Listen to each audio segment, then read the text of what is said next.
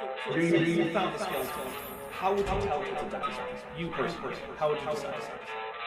Well, interesting question. I don't know. I'd have to do some research on that.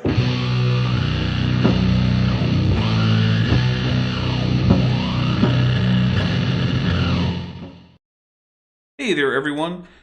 Dapper Dinosaur here. You're on my channel. You know what the drill is. I'm here for Leaving Young Earth Creationism with my guest, Talen Lee. Talen, say hi. Hi, how you doing? I'm doing all right. How are you? It's a nice Sunday morning here in the east coast of Australia. Well, it's a nice Saturday afternoon here in the southwest of North America. So, well, of course, we're here for Leaving Young Earth Creationism. And so there's only a few things I want to say. One, we have some links to our guests. So if you want to go ahead, we have, let me double check. We have Talen Lee's blog, Twitter, as well as a guest post that he did on the Jenna Scaramanga. There you go. Sorry, just can't. She's amazing. She sounds like a Bond supervillain. That's always fun. Yeah, cool. Scaramanga is literally a Bond supervillain name. Yeah, sure. So you can check out Talen at any of those places if you like what you're hearing here. As far as this channel goes, the only thing I have to say before we really get into it is that the Patreon drive is still going. We are currently $67 away from our goal. So if you can afford it and you would like to, it would be greatly appreciated. There's links in the description. Yeah, because we're trying to get to 400 a month on that, and that would go a great ways towards the stability and long-term success of the channel. Of course, if you can't, then don't. If you do, it gets you access to the Discord server where I actually spend a fair bit of time. We even hang out in voice chat. We sometimes do watch parties. We'll just watch some videos or something. It gets you access to around 2 months of early access content. There's stuff that won't be coming out until like May in there. Pretty soon it'll be stuff coming out in like June. It'll be for everyone else that you'll get coming up soon. So if that's something that interests you, it starts at $1 a month, and you can get a 10% discount if you go by the year. So there you go. If not, no hard feelings. What's that? Are there tote bags? There are not tote bags unless you go to the merch store, which is also linked in the description, but those are a separate charge. Yeah, well, you need something to tote. Right. Well, if you need to tote a bag, or you need a bag to tote anything, I believe there are tote bags in the merch store. There's almost everything in the merch store. There's baby onesies in the merch store. If you want your tiny baby to have the Dapper Dino on blazoned across their torso, you can do that. So nice. But that's not what we're here for. This isn't here for a commercial. We're here to talk about Leaving Young Earth Creationism. So Talen, just get into it. How old were you when you became a Young Earth Creationist, or was that something that that's the way you were raised? So back in the dawn of history, in a period known as the 1980s, I was born to a family that was already well entrenched in Young Earth Creationism and the Christian ministry here in Australia. My grandfather was an important figure in the open air ministry here in Australia, which was kind of a cousin to the American Revival Reformation movement of the 50s through 70s. Okay. But he had a pair of twin sons who are competitive and both got into the ministry. So one was off founding a church over here and one was off preaching over there. And one of those is my dad. And in 1986, so I was 3, we moved to an area where there was a small church, which Dad felt was where his calling was. And he started preaching and teaching there. My mother, who was a qualified school teacher, became the school teacher of the primary school that was attached to this church. And that's pretty much where I grew up from around 3 to 14 years old in a Christian fundamentalist cult that was a school of about 30 people in a congregation of maybe 100. Okay, that's pretty small. Yeah. So I assume that school was teaching Young Earth Creationism then. Yeah, for anyone who's already familiar with this, it's the Accelerated Christian Education System. Oh yes, we've talked about that on this channel before. Yeah, which it's dire. It is comically bad. Yeah. And the system is designed, for a start, it's designed to make it so that one teacher can handle a group of kids like they are a cattle grid. Like it's very good at making Hmm. panopticon style arrangements. So that really relatable experience of everyone goes to school and sits in a small wooden box that's 1 meter across and doesn't Oof. make any noise for 8 hours. It's a delight. Yeah, that's okay. Look, I don't want to get into a whole like how should we teach the kids because I'm not an expert, but Not man, that. kids are not designed to be sitting still for 8 hours silently working in a book. It's not Yeah. good for your mental health as a kid. It's gonna cause problems. You're gonna act out. It's gonna be a bad time. I wish people would stop pretending that that's how kids should be. They need to do things like run around and play and talk to each other and do stuff. Now, granted, there is a time and a place for sitting quietly and doing some work, but it can't be the whole thing. It's just not going to work.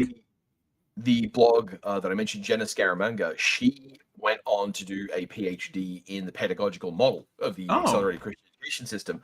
So if you are one of those people who can enjoy reading a PhD presentation, it's available, I think, for free on her website, and you're what basically the ACE system is pedagogically pretty useless, and it teaches bad mental habits and it makes kids worse at learning under the guise of making them good learners. Plus, the things that they're supposed to learn are often just flat out wrong. Yeah, there's a lot of stuff that's extremely incorrect. The ACE system at the period I went through it included passages about how important apartheid was, because without it, the the blacks of South Africa would destroy their economy. Yikes! Yikes, indeed. I've never. The only parts of the ACE I've ever looked at were the science bits and especially the biology bits, and those were pretty bad. But yeah, I didn't expect the pro-apartheid. If I'm being honest, that's Ooh, yeah, that's a spicy take there. Accelerated Christian education. I wonder if it still says that now that apartheid is gone. Is it still like we should bring back apartheid? It does not say that, but Okay. it was saying that up until 1999 when they revised the paces. Yikes! So they were pro-apartheid after apartheid. Man, that's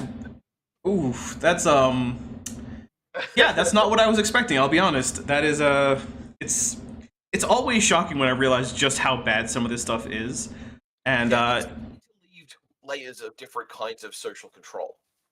goodness. By the way, in case anyone was worried, no, South Africa has not simply collapsed since the end of apartheid. They actually have one of the stronger economies in Africa, especially sub-Saharan Africa. So, I mean, is everything hunky-dory there? No. They still have really high crime rates, and it's still, generally speaking, a fairly poor country compared to, like, first world, European, North American, Australia, but it's far from collapsed. As a tidbit, we don't use the term first world, second world, third world anymore because that's a Cold War thing. The UN now uses the categories of developing and developed, and it's self-declared. And I don't know South Africa's status, but it's one of those nice things where instead of us standing from the outside going, yes, this country is a third level country, we're actually letting people tell us, we're doing fine, leave us alone. And most of the problems in South Africa are right now byproducts of apartheid and not. Yeah. Yeah, that lingering intergenerational poverty isn't the thing that's going to be gone just because you're no longer legally barred from getting a good job. Absolutely, yeah. The ACE system is just deliriously bad. You mentioned that you've looked at the science ones. The math system has an entire extensive section on learning how to do personal finance, which cool, good. Yeah, that's a good thing. I know how to balance a checkbook, a skill that has never been useful in my entire life. And yeah, I'm not young. I'll say it was useful when I was the age appropriate for one of those ACE packets, and I don't know that I can hold it against them that they didn't predict that checks would essentially go extinct by the time you were an adult. Yeah, well, I mean, spoiler, I've moved on to working in tertiary education at a university, and this means I'm now privy to a lot of conversations about pedagogy in general. And one of the things is if you chart the way banking works, if you teach any primary schooler the way banking works while they're in primary school, it will not be useful information by the time they are old enough to start banking. Interesting. Okay, so basically, it's always a waste of time to teach a kid how to bank, huh? Well, the specific tool sets, like if you had taught a student how to use a credit card in 2005, by the time they were an adult in like 2009, the system changed. Insurances and protections in the United States were different at that point. Oh, and yeah, also all this is entirely Americentric. I was learning American. I was learning to do math in American dollars. Yeah, which is why my results were half. I would expect that they did not bother to print an Australian edition. They just shipped them over as is. No localization, I would expect. There is a localization system for a small number of the social study paces, which is to say, basically, I got to do a couple of paces on the Australian government and constitution. But other than that, no, I mean, I studied Canada and America. For a test, I had to be able to memorize all 50 American states and their capitals, which is like, that's not a small ask for a kid in America where they're relevant to them. But Right. These might as well be locations in Middle Earth to me. Right. Yeah, that's. Did they at least change the spelling to make it consistent? No. Okay, so you were learning to spell incorrectly. The English paces were all in American spelling, and this was a thing. Like and the nature of ACE was to teach you that your own perceptions were not to be trusted, and it was a one-to-one representation of what was on the page. You didn't have your own judgment at all. So one example is this is like third, fourth grade, something like that, and there was a blank sentence. There was a sentence with the blanks in it, and it said, and it was something like, during storms you will during storms there is blank and blank, and in the text it says thunder and lightning, and I wrote lightning and thunder, and I went to the score key and I checked it and I looked at it and went, that's technically different. So I consulted with a teacher. And a teacher came over and looked at it, and they kind of did that, and they said, technically you're wrong, so you need to go back and correct it. So mark it wrong, when it's just like word order. So like you are taught to have no ability to make judgment calls of your own about like obvious information. Yeah, like those are equivalent sentences. The fact that you put a list of nouns in a slightly different order, should not in any way be taken as a knock. By the way, I have been turning up the volume. I am close to as loud as I can put it on my guest. Is there any way that you could perhaps get closer to the microphone? Oh, absolutely. I'm actually quite usually worried about being overwhelming on the mic because it's I do my own audio editing and stuff. Yeah, how's that? That's a little bit higher. Yeah, that might be better. I'll let chat see what's going on. I also turned it up in post, and we'll see what happens. So ACE was a big influence. Were there any like of the big name creationism organizations like Creation Ministries International or anything like that were a big part? And I asked specifically about CMI because their headquarters is in Australia. So I was big into dinosaurs, as the usual story for most young Earth creationist boys. Like I thought dinosaurs were cool. And I would go to the library and I would borrow books about dinosaurs. And my parents found me with this beautifully illustrated, painted encyclopedia of dinosaurs. I've seen pictures from that book, even now being used, even though it's quite outdated. There's no feathered dinosaurs in it, but it's beautiful book. And my parents were like, "Oh, he's into dinosaurs. Let's get him some stuff for that." So I got Dwayne Gish's books on dinosaurs, with fire-breathing Parasopholuses in them, and that then led to a lot of the counter-apologetics kids' books, like Bommy the Bombardier Beetle. And I don't know if these are like the big hits and everyone's like, "Oh, we've covered those before." I don't know. But that particular phenomenon of doing things to enlist children's attention into parroting various arguments. And that meant one day as a special treat, because we were in the area, guest preaching at another church, we got to sit down and have a session with Ken Ham in person. Oh, good. That's everyone's ideal. Yeah, that's the thing. I thought this was the coolest thing in the damn world. Was this before the CMI AIG split? Well, let's see. I was somewhere between 8 and 10. So that would have been 1991 through 1993. So I honestly couldn't tell you where the AIG CMI split was. So, but I remember it really distinctly because it was it was clearly a church building or a community building that was being used as a church. And we sat down on the floor and we had our talk, and he said all the same things. He have you chant, "God said it, I believe it, that settles it"? Yep, absolutely. Which is, by the way, that line, God said it, I believe it, that settles it, is in the ACE science tests. I'm not at all surprised. Yeah, so I had to write that for a science exam science test in year 8. So I would be 13. So, not child science, but starting to grow into a teenager. And Ken Ham then had these trestle tables full of various books from him and his ministries that you could buy. And I remember I got a copy of Bommy the Bombardier Beetle there, and I shook his hand and I talked to him. And the thing is, I'm at this point a child. I am maybe 10 years old. And I remember, because I had this nagging feeling that that logically I had a problem, because the Bible said it's true, but if the Bible was a liar, it would say that anyway. So how can that prove it? And just really rudimentary, obvious logical problem here. Yeah, I mean, I think it's a pretty common question for kids, because anything can just lie to you. So it's something saying, "Oh, this is true," doesn't really help, because whether it's true or not, even if it's not even lying, even if it's just mistaken, it's still going to take itself seriously. So yeah, and the Ace Paces have little comics in them, which include these horrible little Christian fundamentalist children teaching life lessons, and I've talked about them on Twitter. It's a horror show. Lots of really awkward stuff, including shaming a 4-year-old for wearing a dress that's too short, which is just But in that they had what was meant to be a real knockout blow to this question of well, how do you know the Bible is true? Someone asked, and the kids answer, the Bible's true because the Bible says it's true.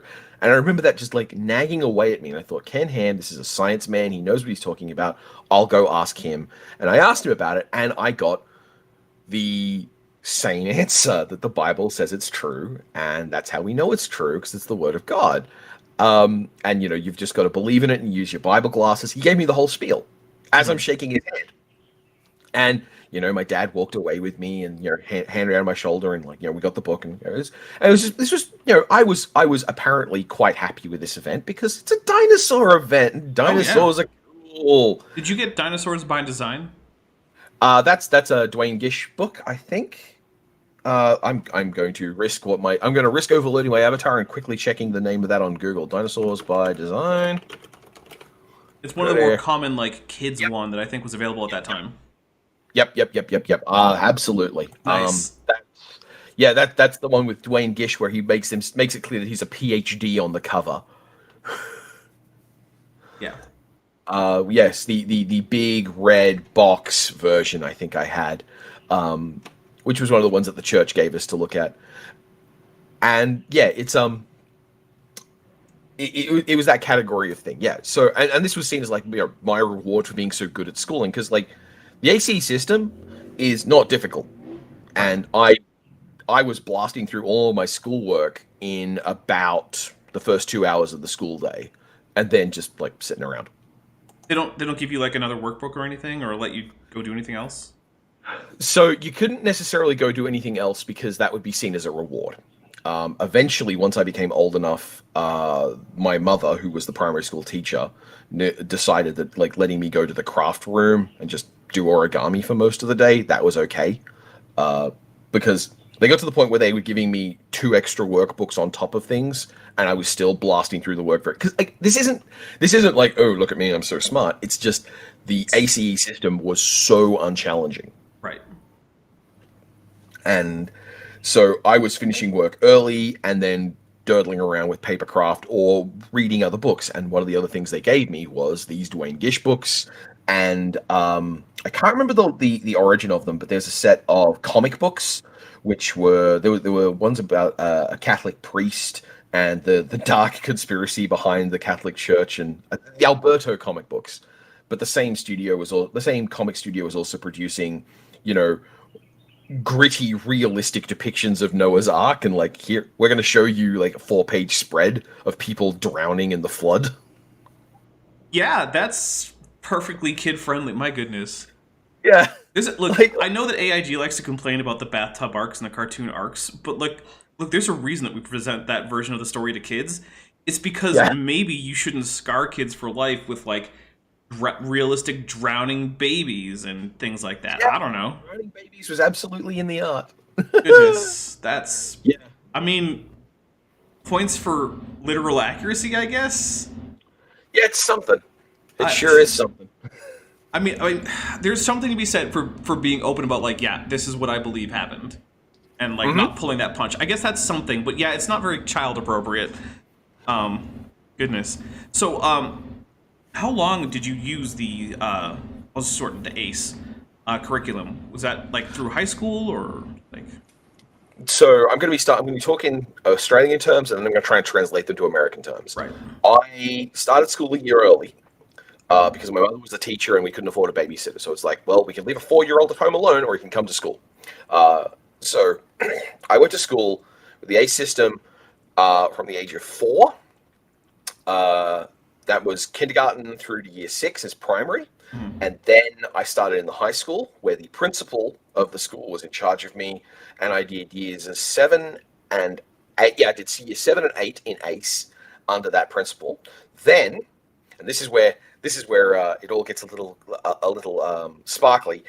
The pastor of the church admitted that he'd been embezzling funds from multiple families to support a multi-level marketing scheme he'd been running, which was an alt medicine scheme, which he had convinced multiple members of the church to use while they were dying of cancer. So multiple people in that church had died because they were using alt med instead of cancer treatment. Wow. And he then basically got up in front of the church one day at a church meeting, said, "Here's what's happened. Here's how much debt I'm in. Bye," and left. Just gone.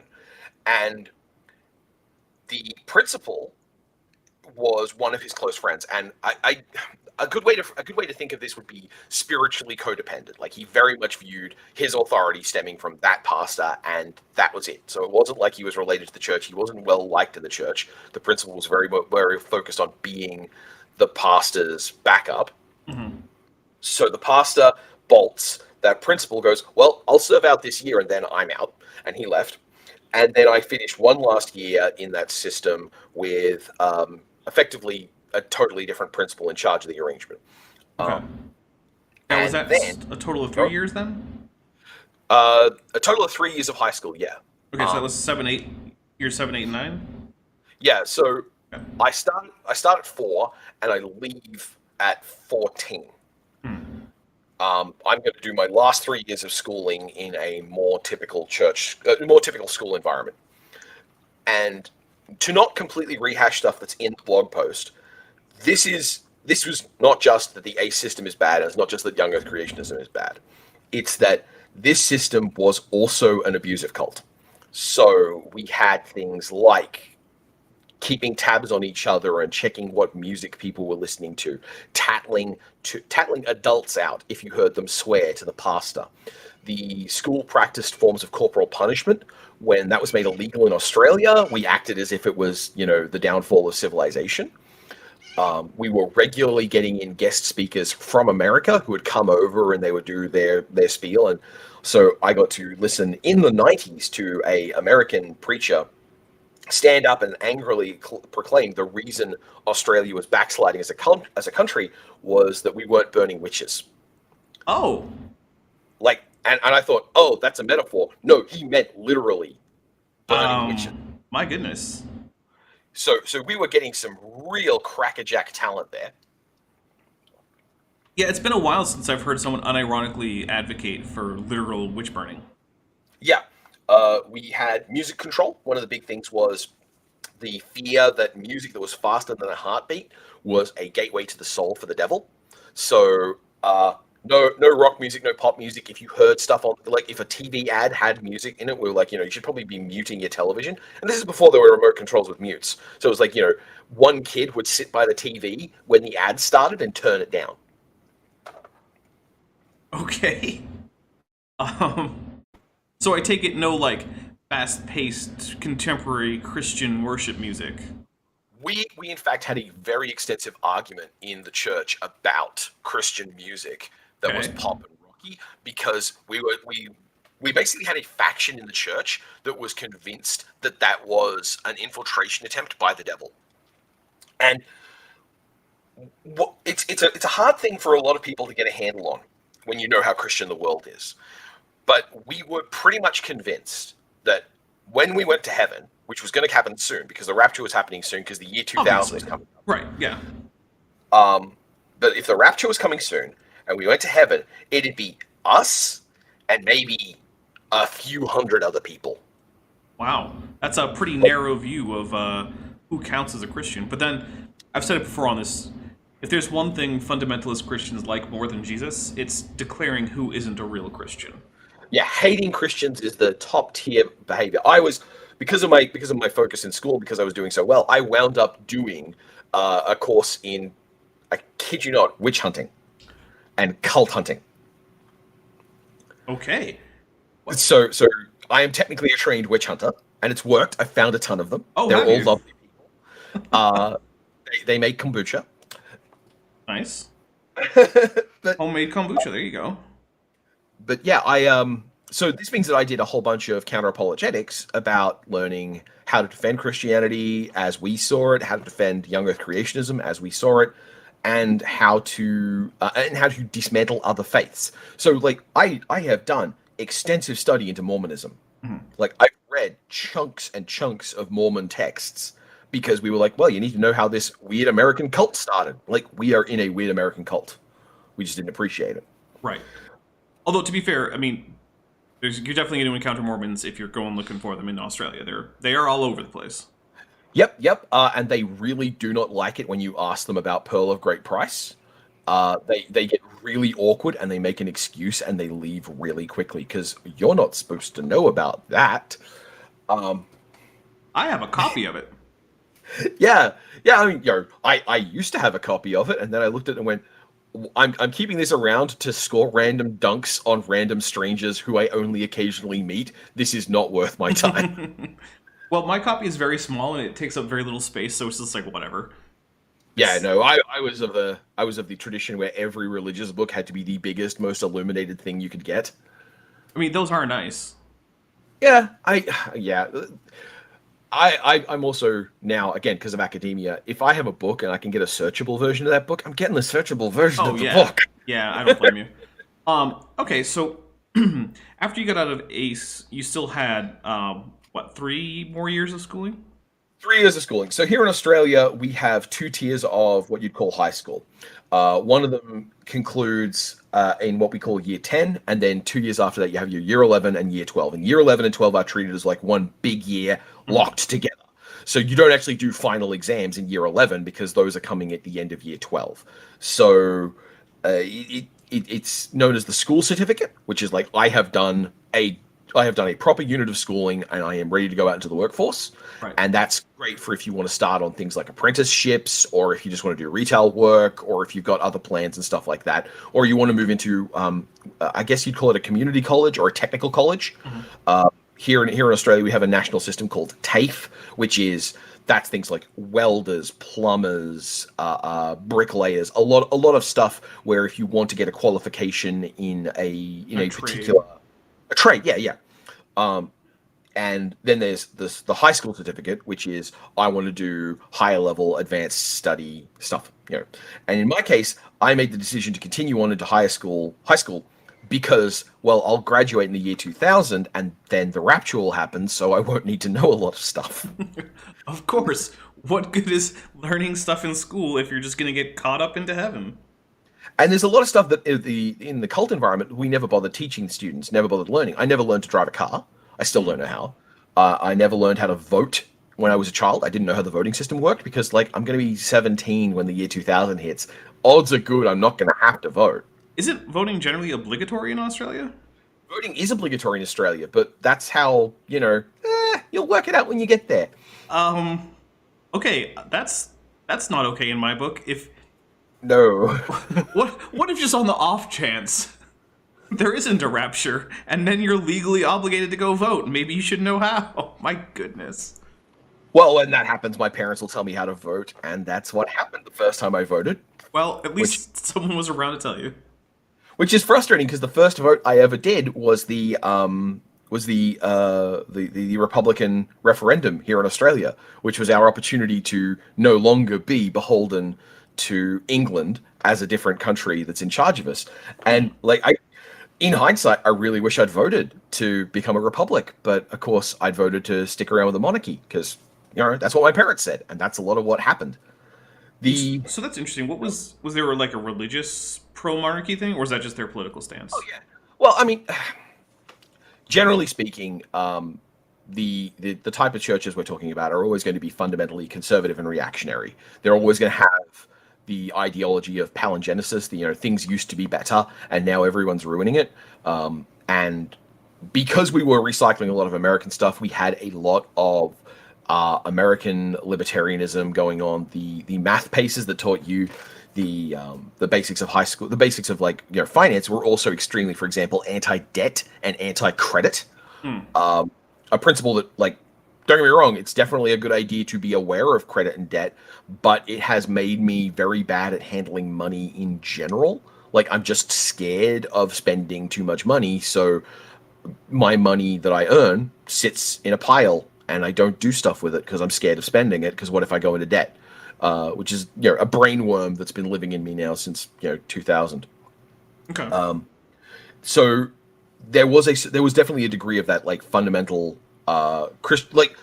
we have in Australia a religious political group that has no power but runs for elections every time. I used to know the name of it because I've met the guy in charge of it. But it's not Neil Young or something like that. It's it doesn't matter.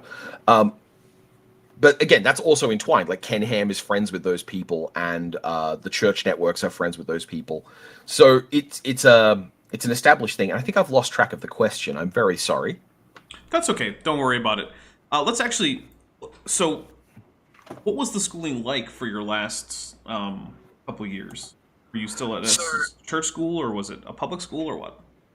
So here is where I think the big lesson of young Earth creationism, and one of the things that I think that often gets missed in this conversation about it, came up, and I have the example from my life, which is I moved from a young Earth creationist fundamentalist ACE school to a still Christian school that was not connected to a specific church, but it was we're going to have a Christian school. We have we Bible verses on the stuff. We everyone in positions of power is a Christian, but it's a multi-faith thing. There are lots of different churches. We expect a degree of Christian behavior from our students. We have school uniforms, a fair degree of private school. We know you want to be taught ethics, and we know you want this place to be safe for things like Bible study.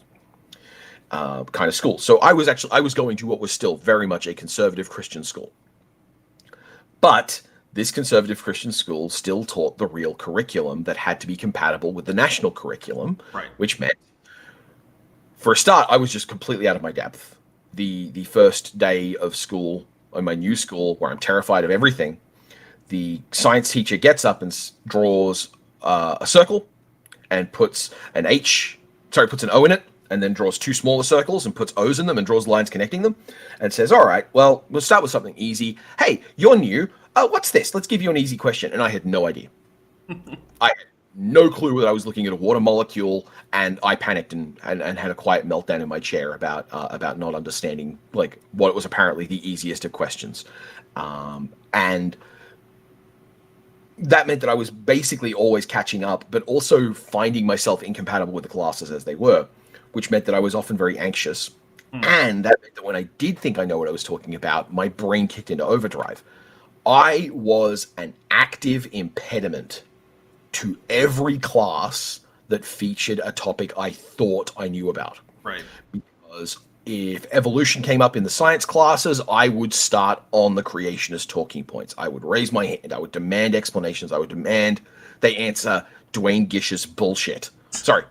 That's all right. Yeah, but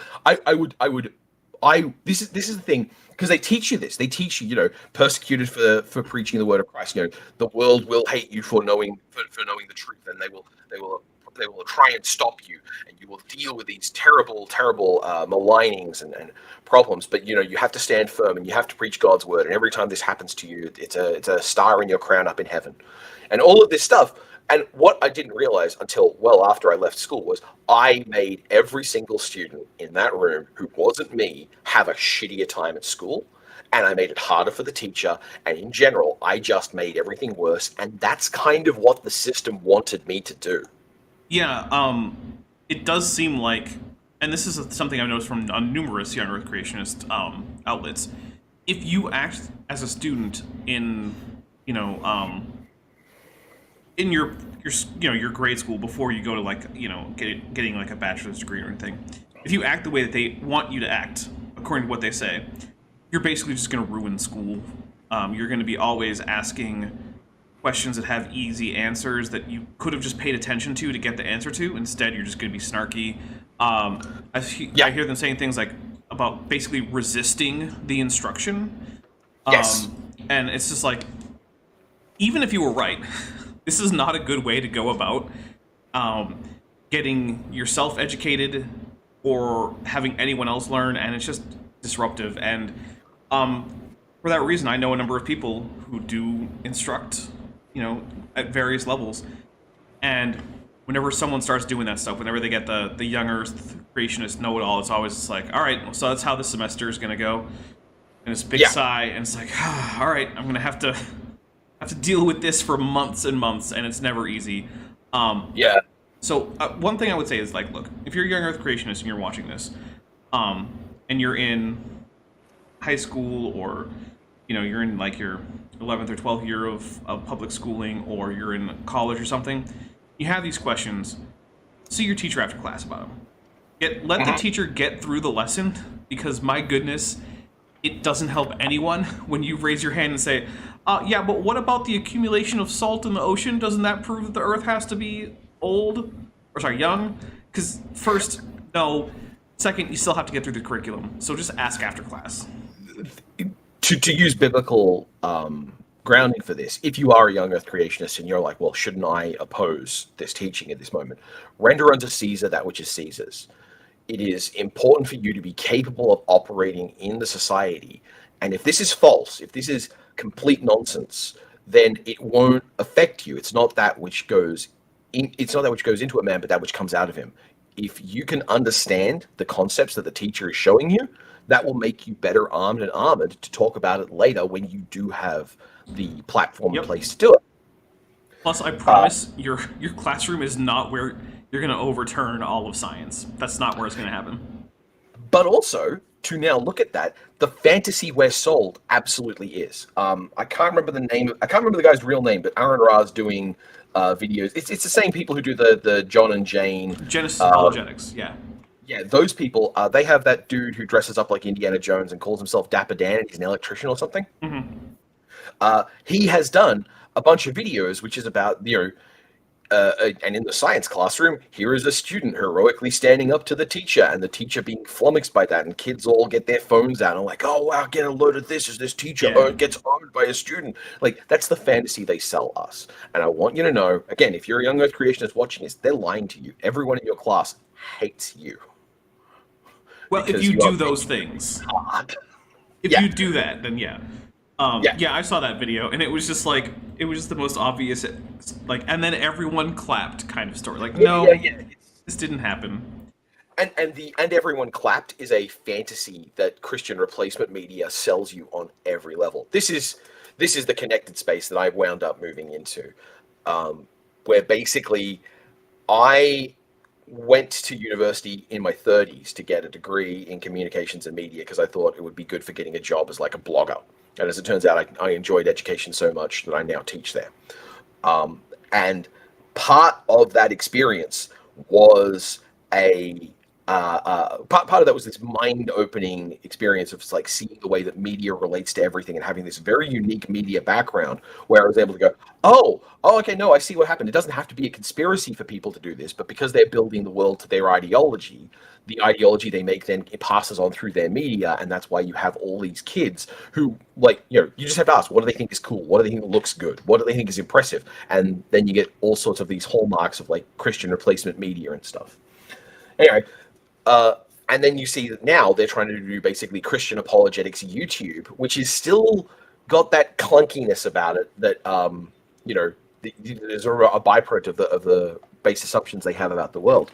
Mm-hmm. The second school I went to, I remember very distinctly that my science teacher in the last years was this wonderful, patient man who had a fascinating life and a tragic childhood, and he had endured so much, and he was a preacher's son like me. Mm-hmm. And he was getting up and he was teaching evolution, and I remember trying to bollocks him over this. I remember telling him, how dare you, aren't you supposed to be doing better than this? You're a son of a preacher. And like every time I think about that, a part of me just shrivels up because I basically just abused this poor dude in a position where he was doing nothing wrong. He was a really nice guy, and I feel really bad about what a terrible student I was. Yeah, that's always rough when you look back and you realize the ways you misbehaved because of what you believed as your younger self.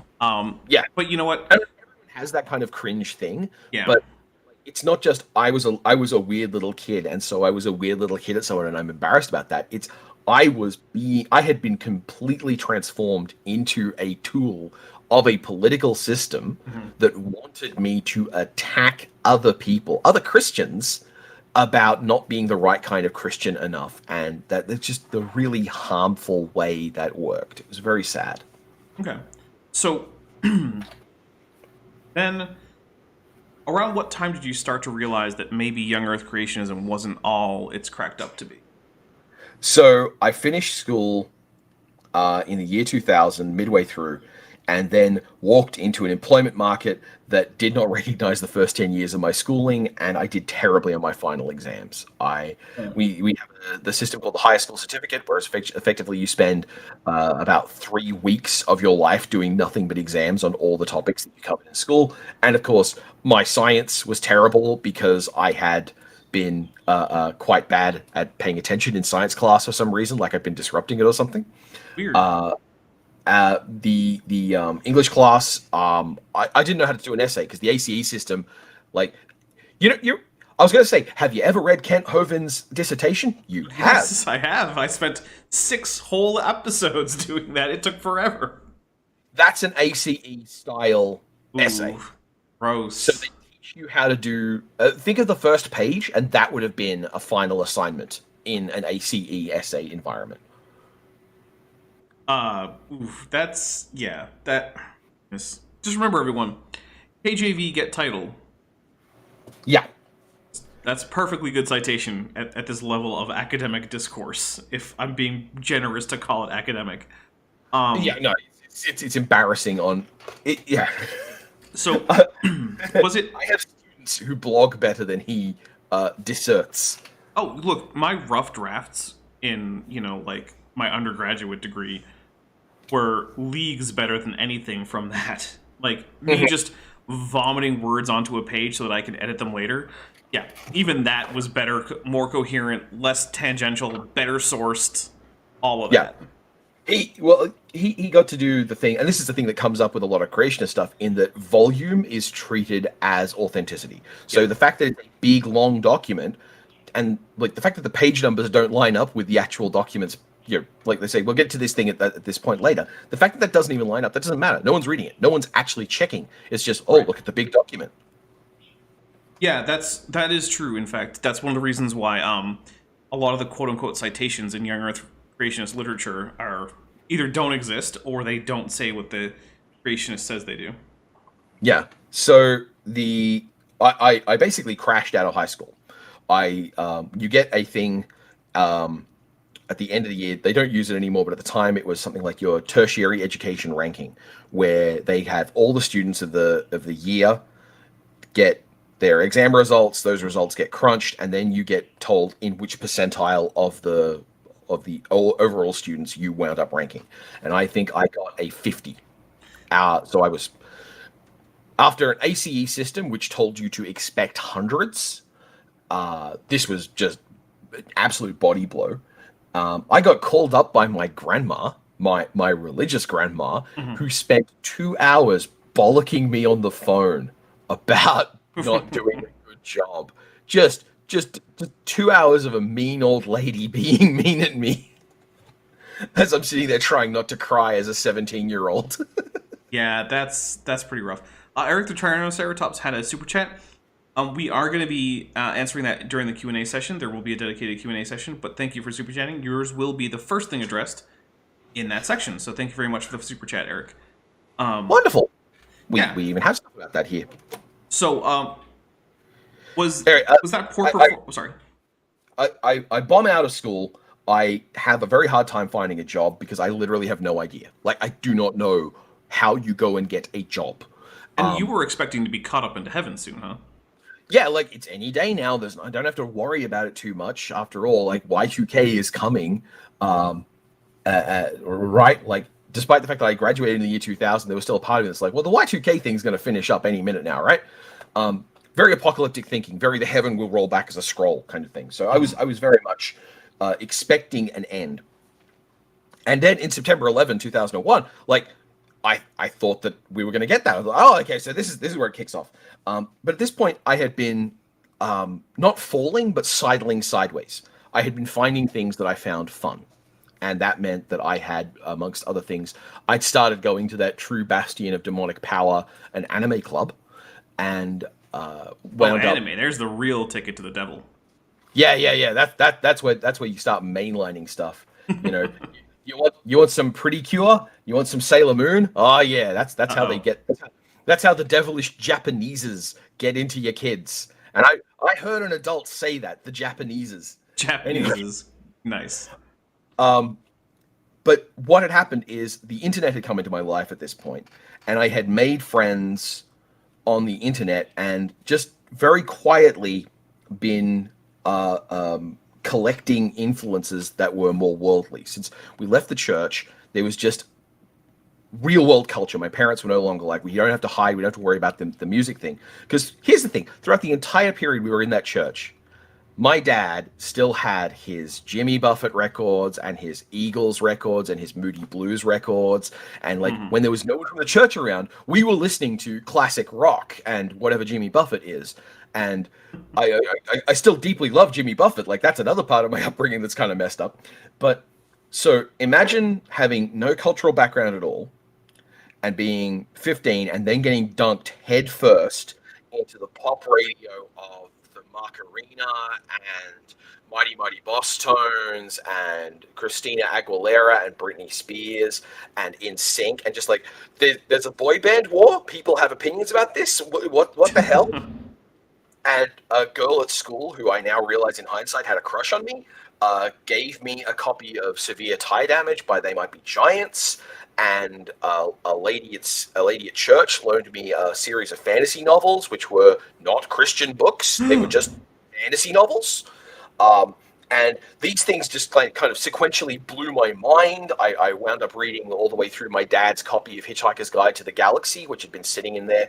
It's a very not Christian book. Very not Christian book. And the one of the other things that started me on this sidling downwards, I didn't realize it because one of the problems of having this kind of upbringing is you have a lot of false memories. You have a lot of stuff in your head that you're not sure about. And so the timeline of this is all a little spotty. But I remember sometime around when I was 13, and I don't remember why, I borrowed the Terry Pratchett book, The Color of Magic, from our public library.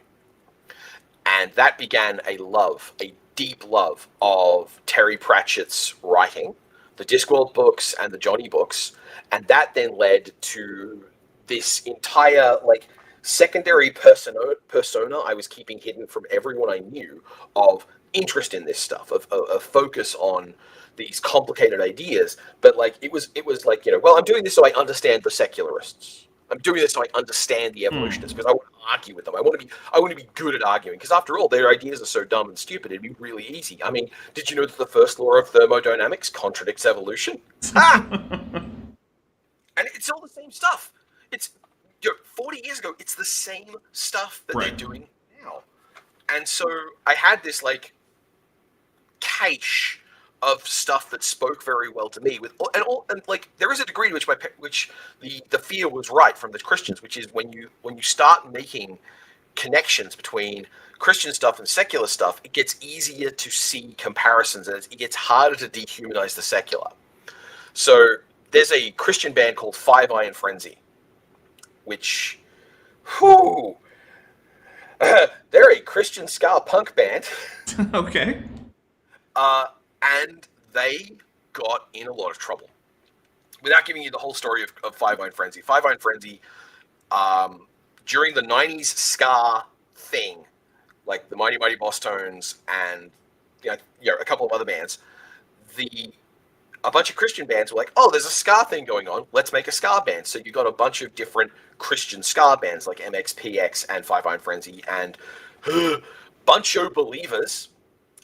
For everyone in the chat who wants to see a vision into hell, look up Buncho Believers because it's what if Christians tried to make a South Park animated ska band. It is not good. But Five Iron Frenzy were... Yeah, I think I'll pass on checking that out, sorry. You don't want to hear such great hits as I Saw Pastor Dancing or Homeschool Girl? No, you're all good. Homeschool Girl sounds way too much like having a crush on your sister. Homeschool Girl does in fact make a point of that, sure, she doesn't go to school, but she makes really good coffee. Like, oh man, shut goodness. Well, shut up. Look, it's a good thing to have as a skill is to make good coffee, but like, my goodness. It shouldn't be in your cool love song about the girl as one of her defining traits.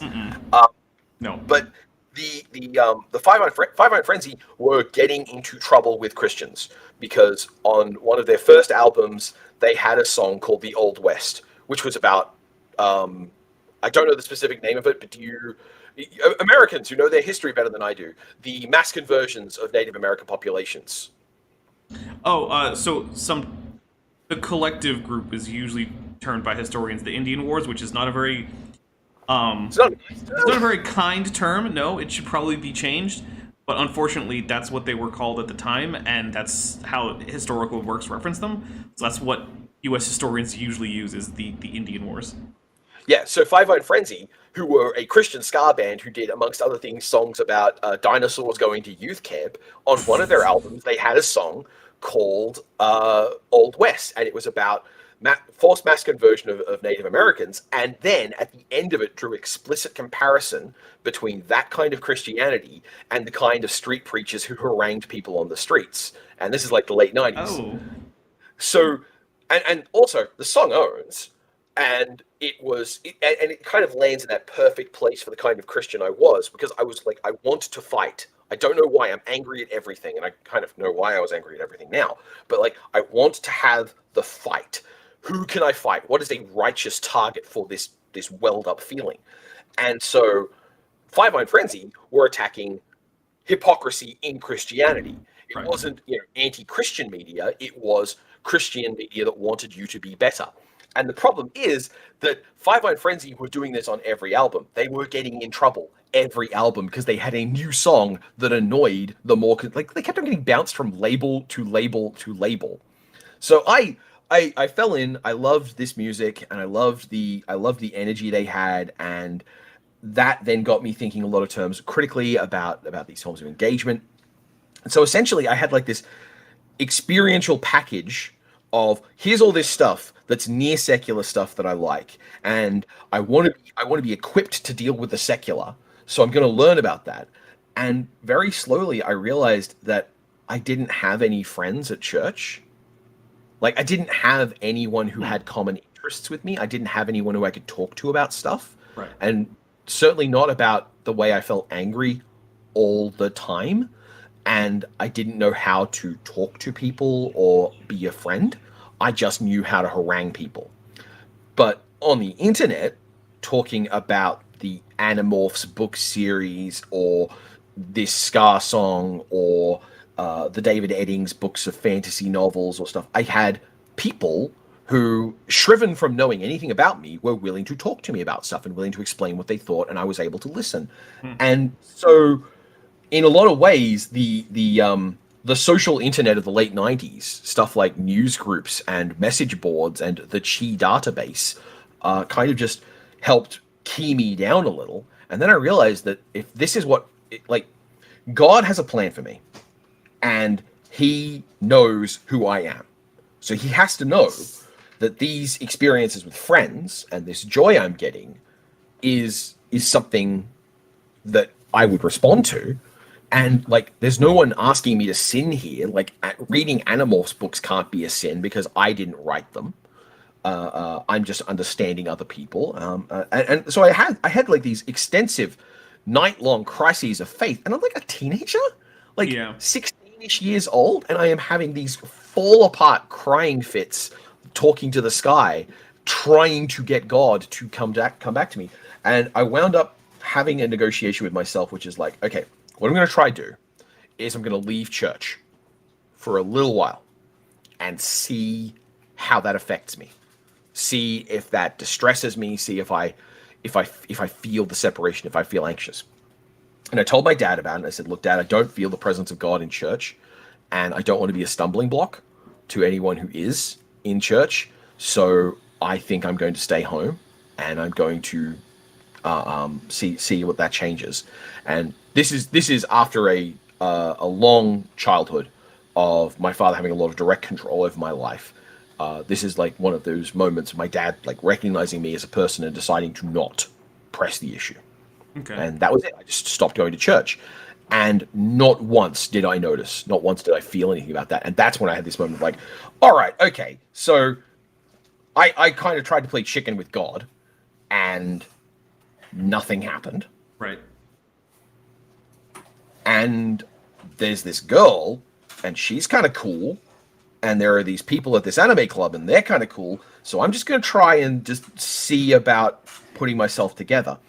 And I held onto a lot of Christian ideals and a lot of young earth creationism for an embarrassingly long amount of time. Like, I think I was out of home and working with my partner when I actually sat down and had this moment of like, hang on, I have no reason to believe this evolution. Hang on, this evolution stuff makes sense. Yeah. Like I've spent all this time reading it. I spent all this time taking notes on it. I think what wound up happening was I was writing about Dungeons and Dragons settings. And I was having this moment like, well, why would a god do? Hang on a freaking second. And I remember very distinctly having this moment where I walked over and talked to my partner about it. It was sort of like, ha ha ha, isn't it funny how there's this thing evolution does? And she's like, yeah, that's what it does. And I'm like, oh, yeah.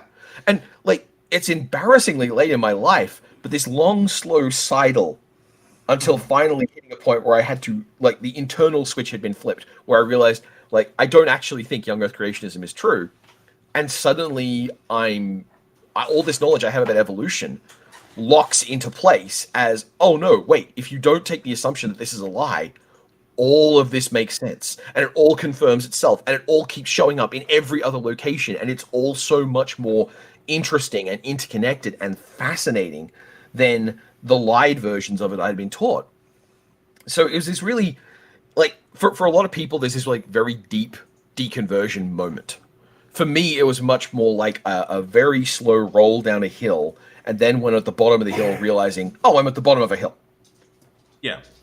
Like, oh, I guess I'm not that anymore. Well, okay. Yes, and I'm technically a low budget ping tuber. Okay. So now first, is this something that your family and, young earth creationist friends and whatnot, is this something that they know about? Creationist friends? Well, acquaintances, say. How about that? And so my departure from the church made it also clear to me how much my quote unquote friend group at the youth group was just nothing. Like, I didn't have a friend group. Okay. I was in that area, and the second I wasn't there, no one missed me. Right. And the lack of support from the church also meant that the path for leaving school was, you probably get a job through church, and then I didn't have that. So I was in a lot of trouble there. As far as people around me know, no, I do not think that my parents ever had a point where they learned, oh, he doesn't believe in creationism anymore. And I also don't think my mother is like particularly gung ho on it anymore either. Okay. But my dad might be. It's this kind of you know, a treaty of non-aggression. We just don't talk about it, and it's fine. Similar to like I'm bisexual. A fact I did not know when this was a common conversation topic around my family. I don't think anyone in my family knows that except maybe my older sister. Okay. But like I don't like it's in my Twitter bio. She might have seen it there, but like no one in my family knows it. So there's this idea of coming out in queer spaces, which I've seen talked about sometimes in the post-religious or the post-creationist experience of like, you know, I had to come out to my parents as an evolutionist or something like that. And like you kind of don't. Like you don't owe them that. You don't. Yeah, that's owe true. That like they don't actually. And here's the other thing: largely they don't actually care about what you believe. They care about what you defy them on. So, you know, don't worry about it. Ignore it. Then as soon as you can, get away from it. Yeah, that is one of the things. Is like there are some significant ways in which, in certain families at least, revealing that you are, you know, no longer a young Earth creationist, that, you know, I mean, basically, accept science, has similarities to coming out. It can cause rifts in the family. It can cause people to disown you. And the thing is, you don't have to tell your family that. If you're more comfortable not, just don't. Your safety is more important than the principle.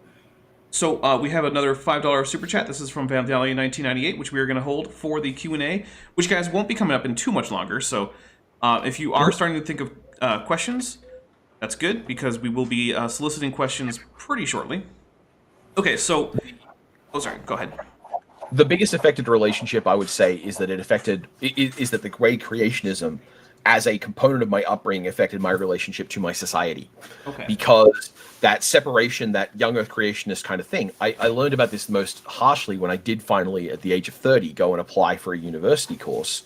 Because, like I said, when I'm trying to get a degree, and I went there and I applied, and I showed them my pre-existing experience and education, and they said, "Look, we don't mean this to be rude, but we can't prove that the school you went to is a school. Yeah. So we have to run you through a thing called the University Access Program, which is, can you do high school math? Can you write a page of text? Are you fluent in these social concepts?" And I greatly appreciate that. I did effectively a 6-month course in how to be a student before I got into the university, and I flourished there. Oh, good. But don't get me wrong, showing up at university when you're 30, you sit down in the front of the class and everyone's like, "Oh, the janitor's being a bit presumptuous."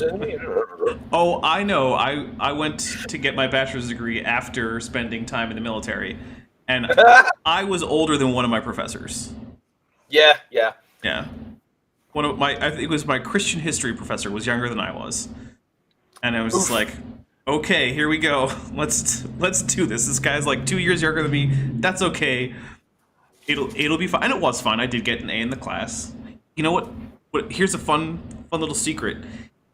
If you can read and translate an old language that's dead and no one speaks anymore, and your professor can't, they find that very impressive. So my final paper in that class was on a source that was in Old English. And so, so my professor calls me over and he's like, "Hey, what is this source?" I'm like, "Well, here it is." And I open it up and it's all in Old English. And he's like, "Can you read some of that for me?" So I read some of it, I translate some of it. He's like, "All right, well, that's cool. Yeah." And then next thing you know, there's like an A on that paper. It's like, yeah, exactly. I have a similar situation with my students where I tell them, if you use something from in class, that's a credit. If you use something from the readings, that's a distinction. If you use something that you went and found without me telling you about it, that's a high distinction. Yeah.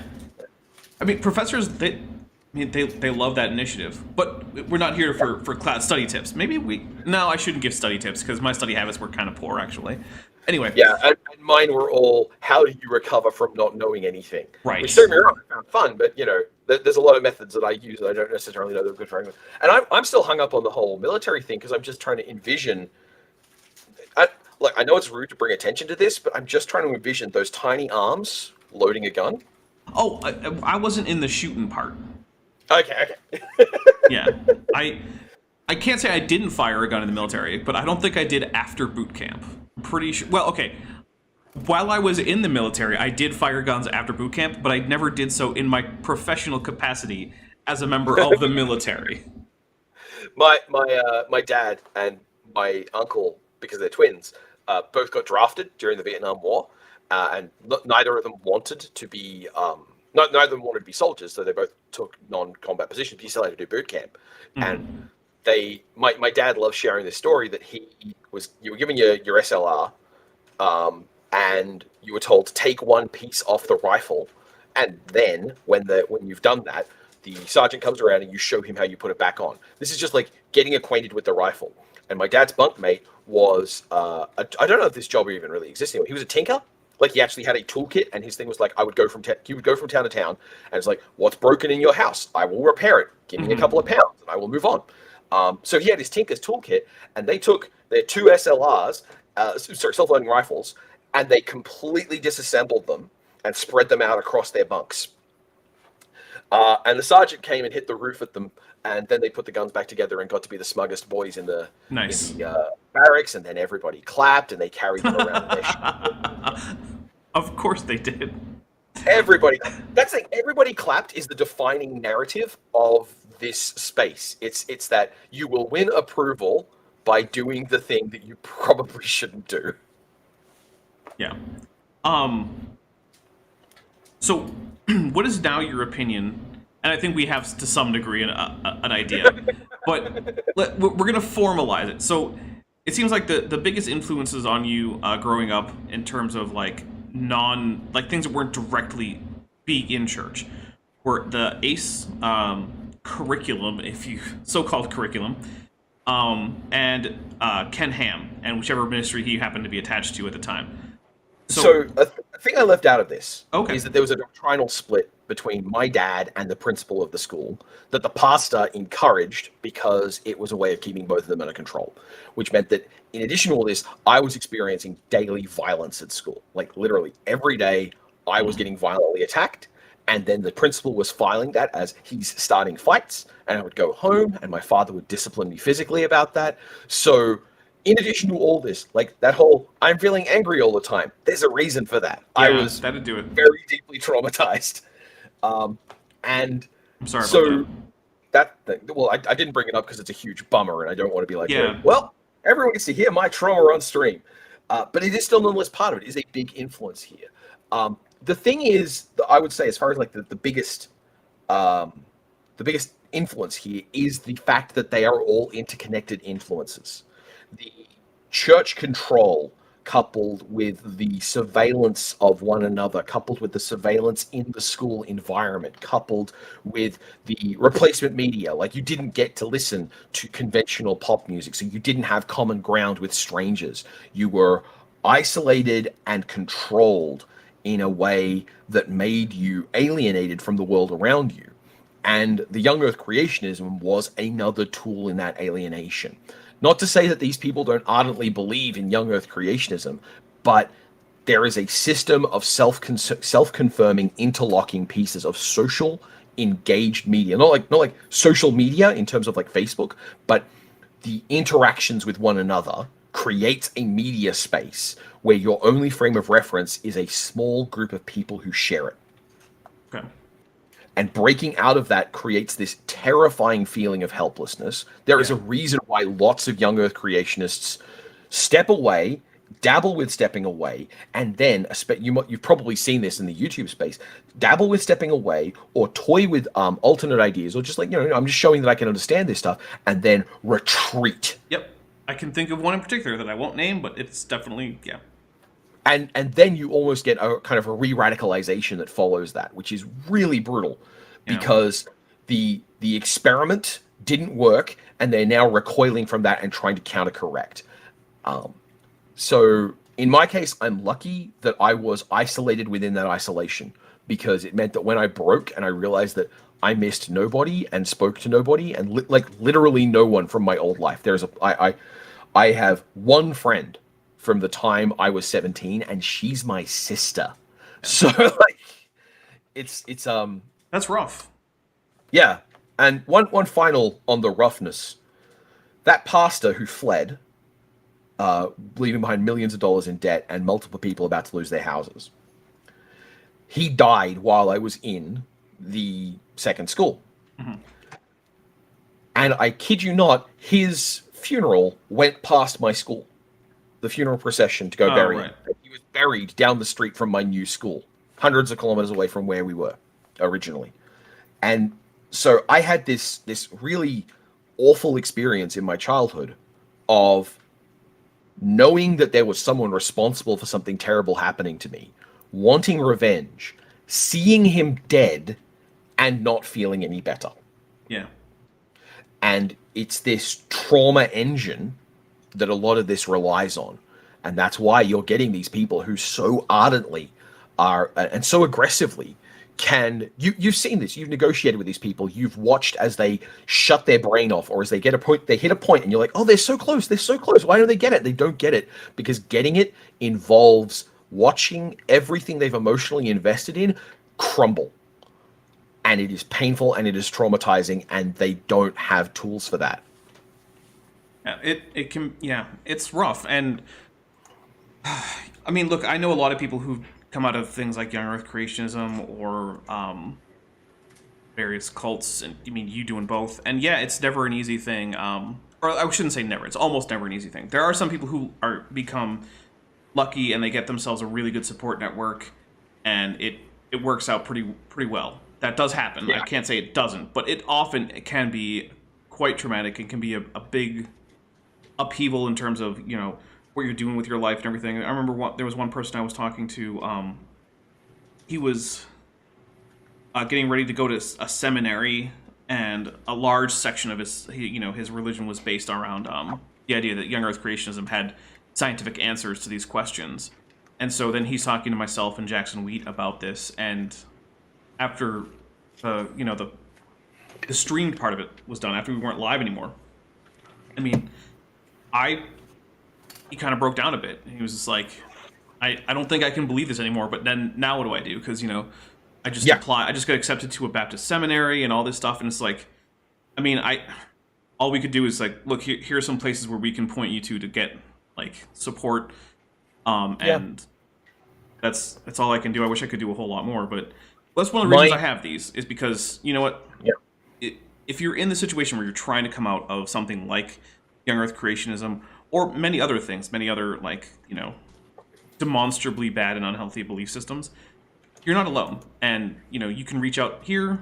Many of my guests have said that, you know, they're okay with having people reach out on their linked social media and things like that. So, you know, one of the reasons I do this, you're not alone if you're in that situation. And again, like we said, you don't have to tell everyone. You can not. That is an option. I mean, we can say as much about, you know, being honest, and being honest is most important with yourself. Don't have to be an open book to everyone. I'm not saying lie, but like, if you actually have to for your safety, do. But like, not everyone needs to know everything about you. You owe nobody your pain. Yep. I mean, look, this isn't even about, like, you know, my safety, but there's a reason I don't talk about my religious position, my personal life, my sexuality. It's all doesn't matter for this channel, so I don't talk about it. You guys don't get to know it unless you become like a personal friend who is part of my life outside of this channel. In that case, then maybe, depending on, you know, the friendship. Yeah. But yeah, so this is the thing we talk about in my particular field of study, the place where I've gone, because, like I mentioned, I went to university and became a tutor. I'm doing a PhD in games. My whole thing is how humans relate to play, and one of the things is we play with ideas, we play with persona, we play with identities, and these are ways that we learn things. So if you're in this young earth creationist space and you are terrified of what it would mean if you are wrong, look for ways to play with it. Yeah. Look for role-playing games or creative spaces or whatnot, and ask yourself, can I create an identity to play with? Play more And that Dungeons could and be- Dragons. Yeah, D&D is good for you. I kid you not, D&D is good for you. Oh no, I agree. I mean, look, I made a every other week campaign that's streamed to YouTube. I currently have, for my project on my own YouTube channel, I've been doing a lot of talking about various different TTRPGs in terms of their mechanics or whatnot. And I don't know if you've ever heard of this, but the thing I've got coming up next is Dragon Raid. I have heard of it. Yeah, Wasn't it's that dire. Wasn't that the creation or Christian tabletop Yes. role playing? I've played that game. Yes, it's It's very weird. getting my hands on the rule books was fun. Yeah, they're not in print. No, know. but there are PD. Well, a company rebought the branding last year. Oh, really? And is trying to sell off the remaining stock. Okay. And if I had, like, here's the thing: like, if I was a big time YouTuber, I would absolutely have bought a copy, and I would be like doing physical setups. But no, I have PDFs of the rule books instead. Yeah. That I definitely obtained through legal means, officer. But like it is a dire. So I'm going to be doing a talk about like how fundamentalist and Christian replacement media works in this space. But even then, just playing with identity, they know that play helps reinforce ideas. Yeah. They know that these are the ways that people learn to understand ourselves. By the way, can I just say, when it comes to Dragon Raid, my favorite bad mechanic is if you want to do what in any other game would be casting a spell, you have to recite a Bible verse, not from your character's memory. You, as a player, have to have the Bible verse memorized in order to use that effect. And once you have used a spell of a particular level, spells that are too far low below that level stop working for you because they want to keep pushing you to learn more and more complicated Bible verses. That is such a bad mechanic, man. Yeah, and the thing that fascinates me is pedagogically, that's a fantastic idea. It's not going to work for a role playing game because Right. not all tools are created equally. Right.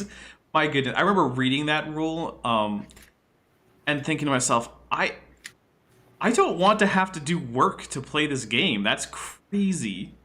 Yeah, Why would I and, want like, that?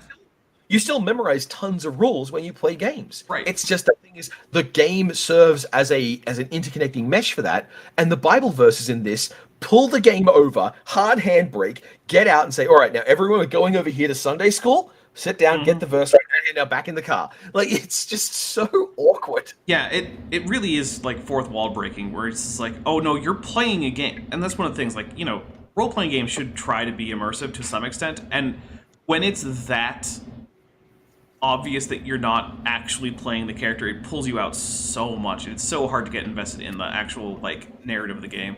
So I'm glad to have found someone else besides like the 3 people I knew who tried it, who has tried Dragon Raid or who's familiar with it, because I've told people about that. They don't believe me in some cases. They're like, that can't really be a thing.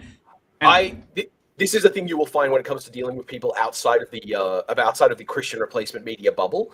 It will never be like as bad as they imagine it could be. They're wrong. Christian books. The fact that there's a reason The Lion, the Witch, and the Wardrobe are like held up as like an amazing important novel because it's basically one of the best written ones ever. They've had 100 years and they haven't made a second book that good. Well, okay, Dawn Treader, but like broadly speaking, the other books in the same series are rivals. Got it. Yeah, and like that's because in a lot of cases, being good at making media involves an awareness of and an ability to empathize with audiences. And this is now you're getting bonus insight into what I'm going to be talking about when I talk about Dragon Raid. But it is essentially by cutting yourself off in these media spaces to gain the control, you isolate out the people who would make better versions of things. So you get dozens and dozens of novels churned out en masse to try and not offend a Christian audience of all the different denominations and all the different belief systems. So you wind up shaving away at all the edges of things that could be interesting. Like consider how many Christian movies there are where the actors can't swear. Yeah. Despite the fact that like a villain is threatening people like, yeah, dirtbag. Like that's not what he would say. This is a guy with a gun and a drug campaign and a drug empire. Why is he saying things like that? It's like because they can't bring themselves to include a swear. Yeah, he's talking like an angry youth pastor.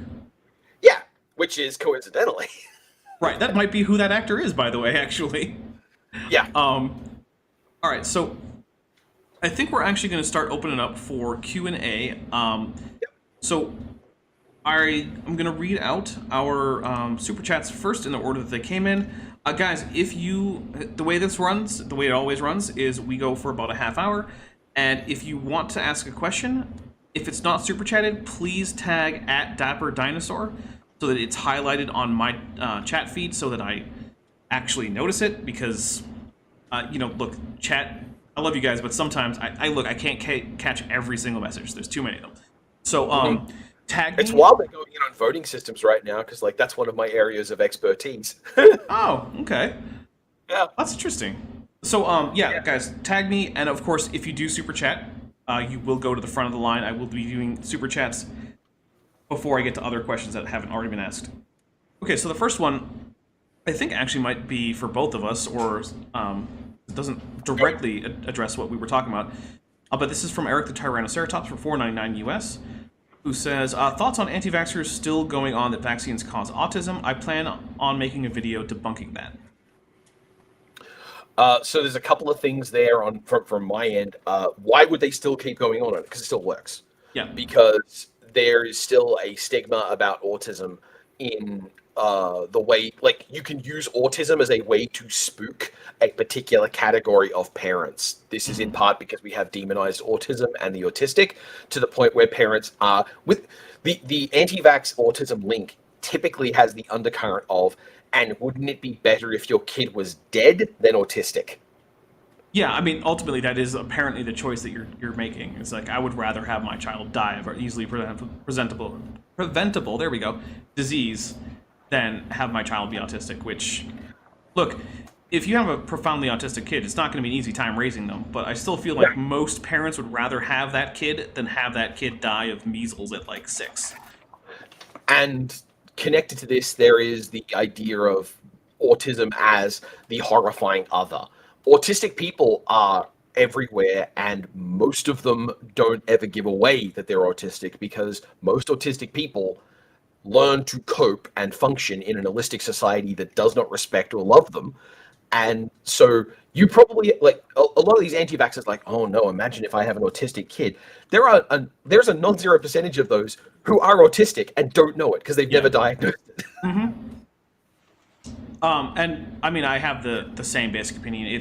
It's been so long debunked, but like, it's like other pseudoscience and conspiracy theories. The actual evidence is never what this has been about. Yeah. So if proof worked, it wouldn't have worked in the first place. Right. Vandali 1998 says, since leaving Young Earth Creationism, what is the most amazing thing in evolution that you've learned so far? Geez. Yeah, that is a really, and that is also a really good one because the answer is going to change depending upon what time of day it is. Like I live in Australia, and when Ken Ham tried to set up a creation museum here, he was approached by the Standards and Practices Board, who said to him, look, you can have this building, you can fill it with your exhibits, you can't call it a museum, because a museum needs to be in deference to public education and the truth, and this isn't that. And he got really cross at that and fled to America. So the joke is, of course he couldn't make a creation museum here. There's an evolution museum here, and it is literally everywhere. It's true. We have all of the evolutionary dead ends. We have all the evolutionary niches of the marsupial that just all over this country are a byproduct of what happens when, instead of I will have 20 kids and just figure 1 or 2 of them will work, if you have like a very small number of kids and you work really, really hard on making sure they come out okay. I guess right now, because of the questions in my mind, one of the coolest things I found is that when it comes to bite force in the world, Australia has two of the leading champions, and they are completely unrelated species, and it's for completely unrelated reasons. But they both make sense when you start dealing with the with the go on. A crocodile and the Tasmanian devil. It's the Tasmanian devil, yeah. Yeah. The inexplicably, brutally jawed thing, and it's because They eat bones. they eat bones. They crack open bones because it's an island that they were stuck on, and the ones who were better at biting through bone were the ones who got more nutrition. And this meant that when when settlers first came to Tasmania and were also doing genocides, but when they first got to Tasmania, they heard the noises of the devil bears, what they called them, out in the woods, and they're like, okay, so Tasmania has just some enormous predator that makes a terrible sound. We got to make sure. So they brought bear traps from England, and they would find their bear traps in the morning, which they had baited with meat, bitten apart. Yikes. Metal bear traps that had been chewed apart in the course of a night. Yeah, Tasmanian devils have a well-earned name. And the thing is, there is no good reason, creation-wise, for an animal to have bite strength sufficient to tear through 18th century and 19th century tempered steel. It's just bigger, got better, and so the blind direction of evolution winds up taking these wonderful, adorable little critters that are the size of a house cat and give them bite strength that is completely unnecessary. They're adorable from a distance. I have seen and been close to a sleeping Tasmanian devil, and I'm very fond of the little guys. Okay, I'm not that's touching. fair. I'm not touching it. I'm leaving it. This is a thing that now we're finding that introducing them to the mainland might be an option, because the biggest thing that would fight in their evolutionary niche is feral cats. And the thing is, a feral cat looks at an animal like the Tasmanian devil, and it doesn't think it's dangerous, because it's like, it's smaller than me, it's furry, I know what this is. And that's a mistake a feral cat never gets to make twice. Right. So it's the way that evolution has the evolutionary system has all of these examples of these wild outliers that have no reason. Like, a sensible designer would never have a reason to waste that much energy and effort on these things. But evolution doesn't have a designer. It doesn't have a thought process behind it. So you have these just weird things that, well, it isn't hurting anything to have that feature around, so I guess it's sticking around. Well, one of the things about Australia and New Zealand and the islands around them that creationism does a really bad job with is the biogeography. They don't even try. Yeah, absolutely. Why are there no mammals on New Zealand? Except for ones that can fly. Yeah. Yeah, pretty much. Interestingly enough, the only endemic mammals in New Zealand are bats. Weird, right? Yeah, I wonder why that land bridge worked out that way. And we know from fossil record that pretty much every single evolutionary niche before humans evolved was occupied by something like a lizard or something like a bird. They had a wolf, they had a horse, basically things that did the same job of those in an environmental niche kind of sense. Right, but it tended to be lizards and birds. It was lizards and birds, and so this is why they have on their coins.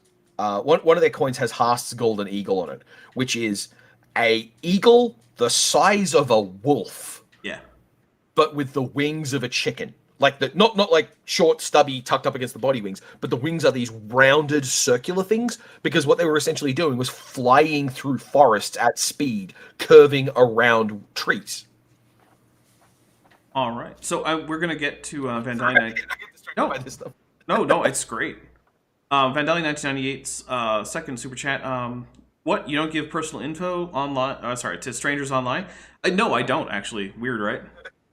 I'm in a weird situation where the name I used online, because I grew up in the generation of, like, you don't tell people your name on the internet, and now every boomer does that. But like, I used a pseudonym when I started using the internet, and now it's my name. Now it's just what everyone calls me. Yeah, I've had the same thing. A lot of the people that I know outside of YouTube have started calling me Dapper because they know that this is my channel and they hear so many people call me that. Mm. So I don't mind it really. Although I doubt I'll go as far as Aaron Ra and change my name to literally be Dapper Dinosaur. Yeah, but I get it. Like in my case, it works out really well because it means if someone calls up my house and uses my government name, or I have a lot of trans friends, and so the idea of like how to refer to your old name is a thing, and like I feel like calling it a dead name is a little bit dramatic on my part. Right. But when someone calls up and uses that name on a phone call, I'm like, oh, okay, this is the government or this is a student. Right. Yeah. This is not like a personal call. Yeah, so it's a nice little mode switch for me, or it's my parents, but like I know them.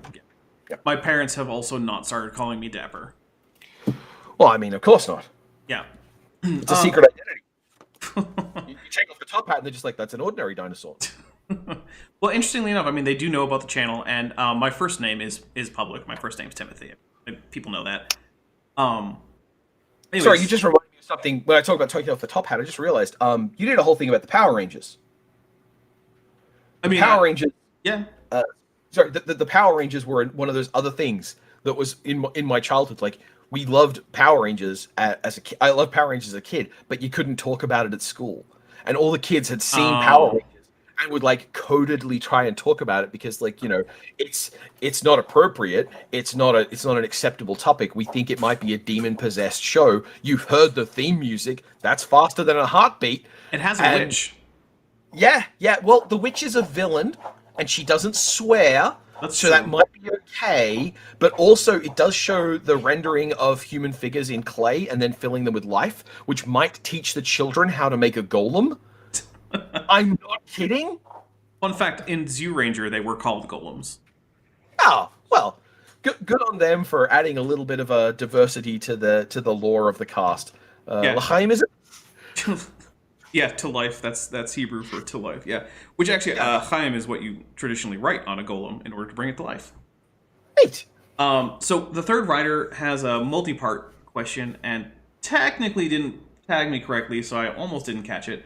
But the third writer says, I have a question from a biblical perspective. I'm an atheist, but was wondering if these two verses would be a problem for YEC. John 1:3, God created everything. Whatever they are, no.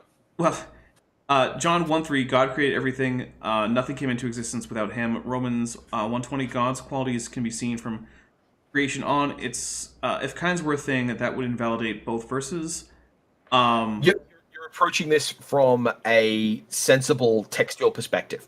What you need to remember is that young Earth creationism fundamentally operates on an emotional logic that is more about being in opposition to what they see as a dominant paradigm.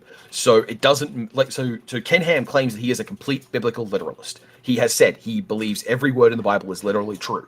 He does not believe that mountains sing. So we know he's lying, and the dogmatic certainty with which they treat language, like you can't use the Bible to disprove the Bible to people who aren't using the Bible to prove anything.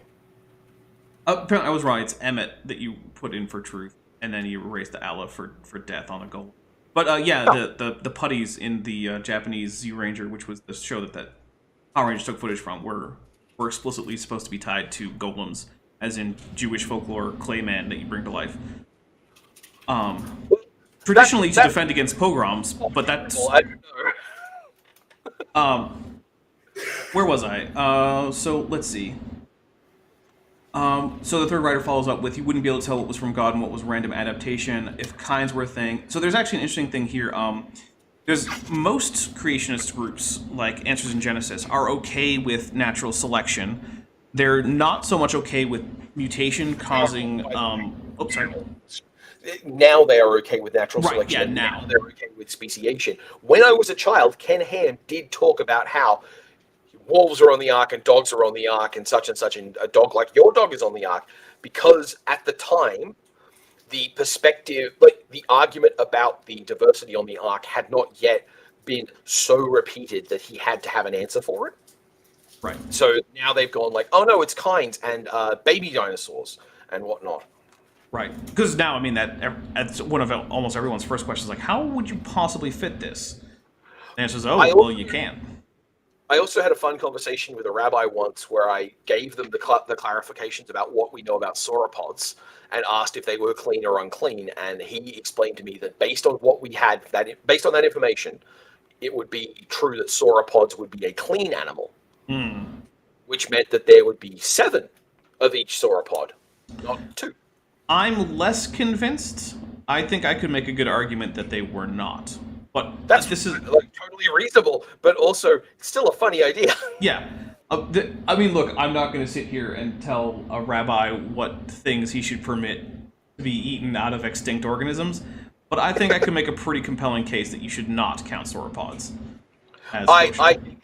I think that a dinosaur standing in front of me and saying you definitely shouldn't eat dinosaurs, I'm just saying that there might be a bias. Now, well, no, not necessarily. I mean, I eat dinosaurs all the time. That's fair. I mean, look, you eat mammals all the time, right? Yeah, it's true. Yeah. Yeah, Boy, I've got off track here. I'm sorry. Anyway, yeah, Vishanti is pressing X to doubt about sauropods being kosher. Yeah, me too. I'm pretty sure I could make the compelling counter case that, well, one, technically they're not hooved, which kind of breaks the whole thing. Their hooves. This is like 2002, and based on what I understood of sauropods at the time. Well, maybe you got some things wrong. Anyway, so let's see. I'm not seeing any more questions, so that's okay. We might end up just wrapping up a bit. So, yeah. So let's see. I'm gonna do some channel stuff. So right now, already scheduled for Tuesday is Kent with Bent 79.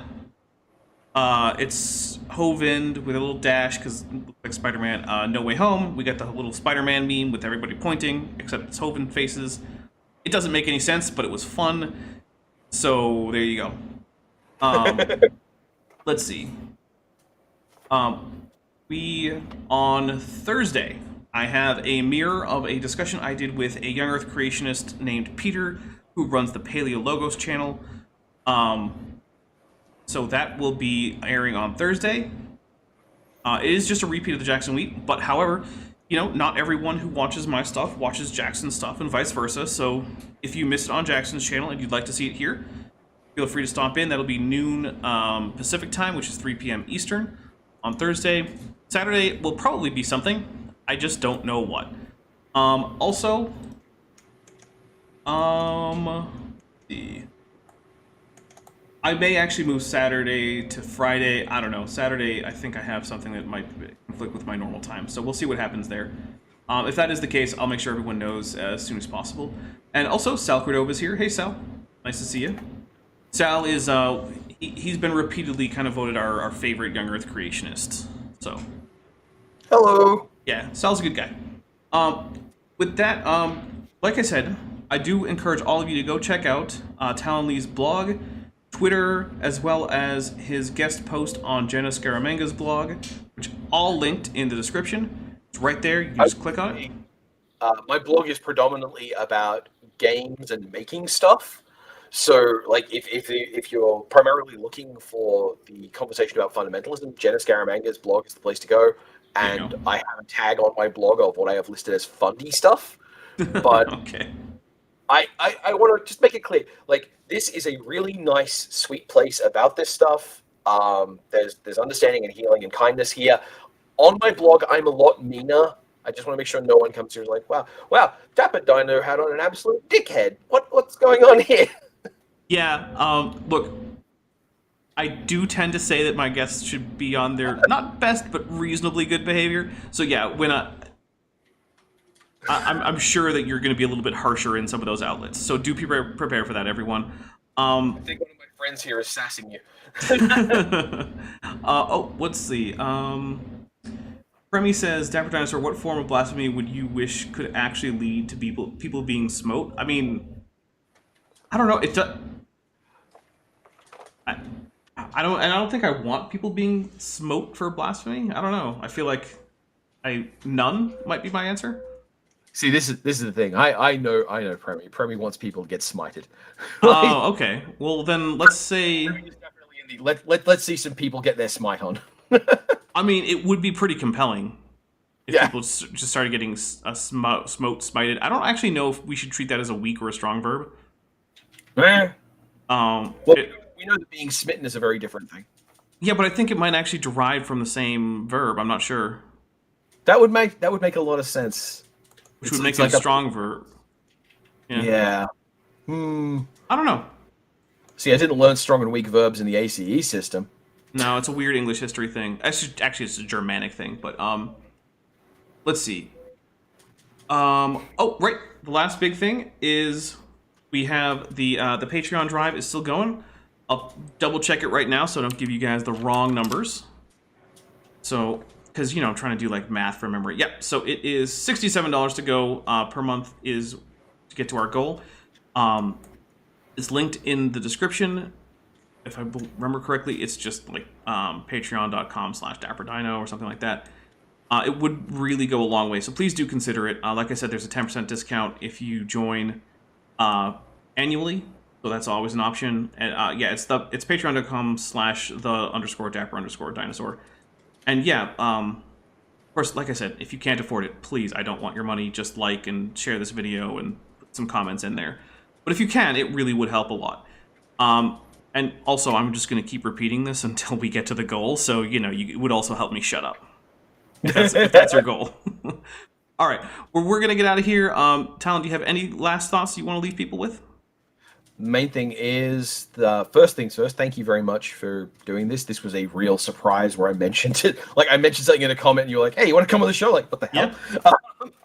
But the other thing is, to any young Earth creationists types who do find this later on, I don't want you to feel like my helplessness and my rage at my experience, which was, I think, an outlier, is necessarily going to be common to all of you. Many of you are going to be more embarrassed or inquisitive about this stuff, but there is a body of what's thought of as like the angry atheists, which is meant to be treated as like, oh, well, we ignore them, they're the angry atheists. And if you aren't angry at being lied to for so long by so many people for money, that is a legitimate rage, and people like me are out here doing our best to find a way to turn that anger to something good and to make something out of it and to not lash out at the people who don't deserve it.